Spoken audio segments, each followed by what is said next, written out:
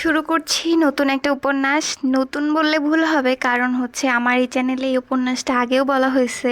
আমি তো ভালোবাসি তোকে উপন্যাস, তো আমি তো ভালোবাসি তোকে উপন্যাসের এটা হচ্ছে সিজন টু। বাট আমি তো ভালোবাসি তোকে উপন্যাসটা লিখেছিলেন সালমা চৌধুরী, আর এই সিজন 2টা লিখেছেন হচ্ছে ফারজানা মনি।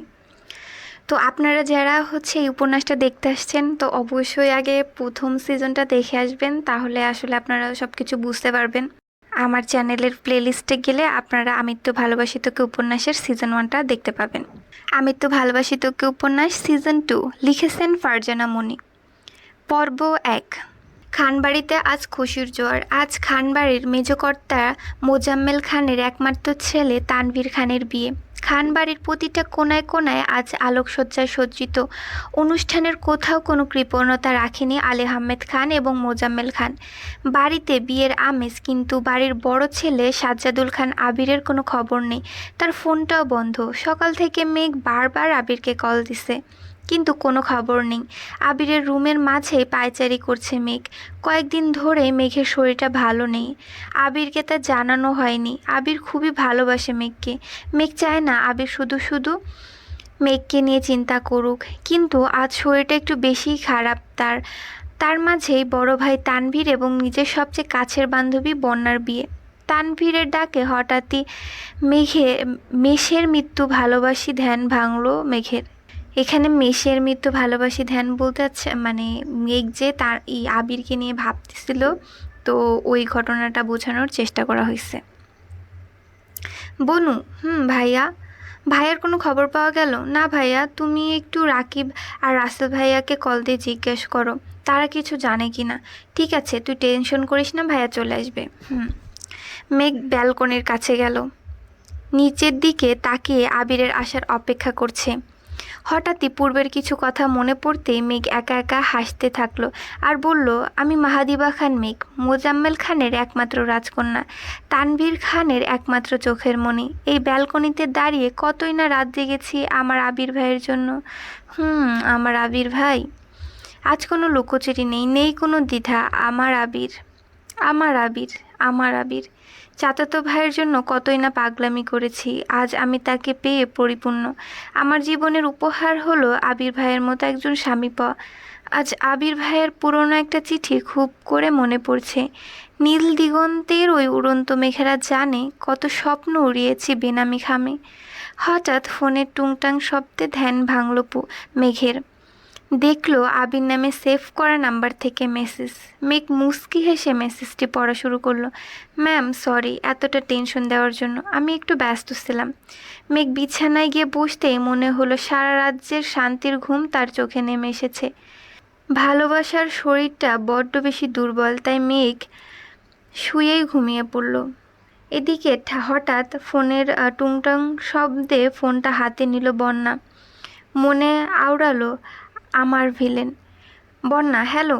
তানভীর বলতেছে, নীল দিগন্তের নীলাঞ্জনা, চোখ দুটো টানা টানা, কপালে ওই ট্রিপ যেন জোনাকির ওই দ্বীপ। তোমার প্রেমে আমি পড়েছি, তোমার করোনা মানা বন্যা।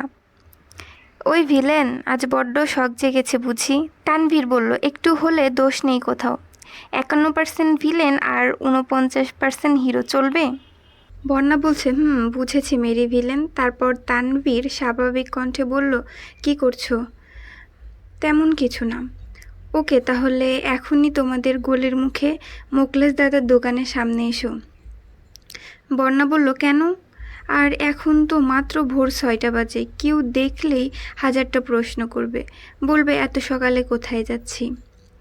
তানভীর বলল, প্লিজ বন্যা, আজ অন্তত তোমার ম্যাচিউর চিন্তাভাবনা ছেড়ে মন ও আবেগের কাছে ধরা দাও। বন্যা বলল, এখানে ম্যাচিউর চিন্তার কি আছে?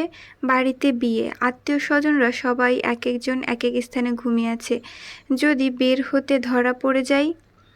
প্লিজ বন্যা, একটু তাড়াতাড়ি এসো, আর কিছুক্ষণের মধ্যেই হয়তো বড় আব্বু আমার খোঁজ করবে।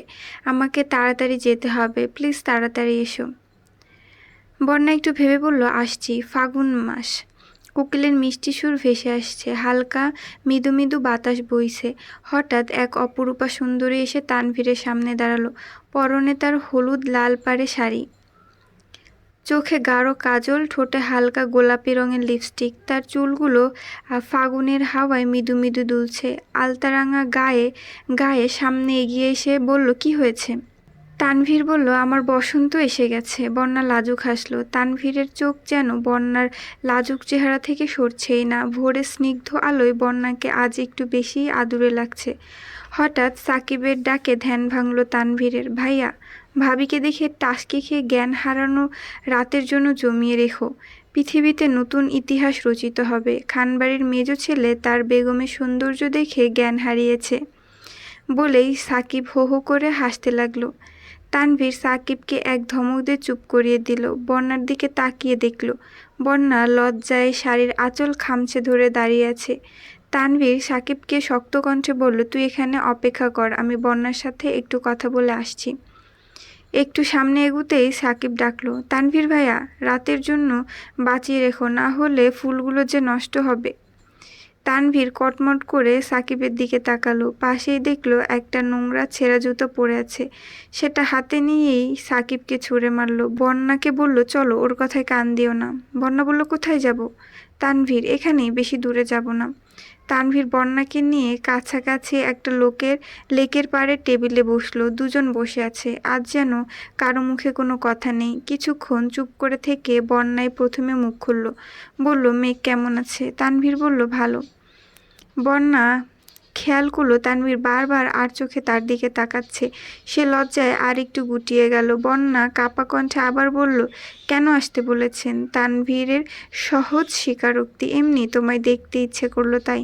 ওহ, তাহলে দেখা শেষ হলে আমি আসি। বলেই বন্যা বসা থেকে উঠে এক কদম সামনে পা বাড়ালো। হঠাৎ তানভীর তার এক হাত ধরে টান দিল। বন্যা পিছনে ফিরে দেখল তানভীর তার বাঁ হাত ধরে নিচে হাঁটু গেড়ে বসে আছে। বন্যা অবাক লোচনে তানভীরকে দেখছে। হঠাৎ তানভীরের নিষাক্ত কণ্ঠের বাণী শুনে বন্যা হুঁশ ফিরে পেল। বন্যা, আজ তোমাকে কতটা সুন্দর লাগছে তা তুমি জানো? মনে হচ্ছে এই আগুনে ভরা ফাগুনে আমার সামনে এক হলুদিয়া পাখি দাঁড়িয়ে আছে। যতবার তোমাকে দেখি আমার হৃদস্পন্দন বেড়ে যায়। এমন তো কখনো হয় না। অন্য কাউকে দেখার পরে আমার থেকে দূরে যেও না। তোমাকে আমার কসম, নিজের থেকেও তোমাকে বেশি ভালোবাসি আমার হলুদিয়া পাখি। একবার কবুল করে দেখো, ছেড়ে যাব না কখনো। কিছুক্ষণ চুপ থেকে বন্যা বলল, আলহামদুলিল্লাহ, কবুল। বলেই বন্যা ছুটে বাড়ির দিকে পালালো। তানভীর বিভোর দৃষ্টিতে বন্যা লাজুক হয়ে ছুটে যাওয়ার দিকে দেখছে। বন্যা বাড়ির সামনে এসে থামলো। হঠাৎ তার মনে হচ্ছে হাতটা যেন একটু ভারী হয়ে আছে। হাতের দিকে তাকাতেই বন্যা বিষয়ে চরম আশ্চর্যে পৌঁছে গেছে। এটা কি দেখছে সে? নিজের চোখকে যেন তার বিশ্বাস হচ্ছে না। তার হাতে একটা সোনার আংটি জ্বলজ্বল করছে, আর হাতে মেহেদি দিয়ে লেখা তানভীর। বন্যা তানভীরের কথায় এতটাই বিভোর ছিল যে সে দেখেইনি হাতে কি করছে তানভীর। বন্যা আজ যেন বারবার লজ্জায় লাল হয়ে যাচ্ছে। হাতটাকে শাড়ির আঁচলে নিয়ে লুকিয়ে বন্যা বাড়ির ভিতরে ঢুকলো।